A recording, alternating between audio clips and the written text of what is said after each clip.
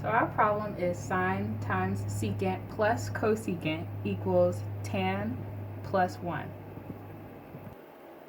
So the first step of it is to make it into simpler terms. So it will be sine times 1 over cosine plus 1 over sine is equal to sine over cosine plus 1. Okay, so first part is dealing with the distribution of sine to 1 over cosine. So focusing on that part, we're trying to get the similar denominator. So you'll put 1 over cosine times sine over sine to equal sine over cosine times sine, since 1 times sine is sine and cosine times sine is cosine and sine as well. Next up, you would have 1 over sine. Trying to get the similar denominators for addition, you would multiply cosine over cosine, and that would equal to cosine over sine times cosine, since 1 times cosine is cosine, and sine times cosine is sine and cosine as well.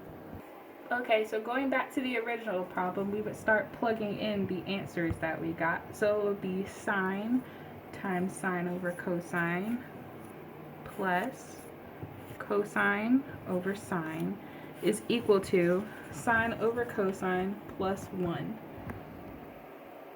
So then these two signs would cancel out since one is on the top and one is on the bottom.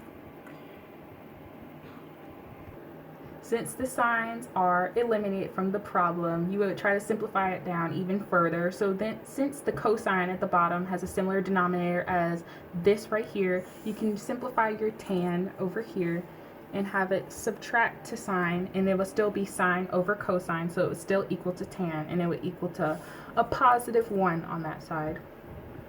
And then sine minus sine would just be nothing, so the sine would disappear as well. And then cosine over cosine is equal to 1, so the answer would be 1.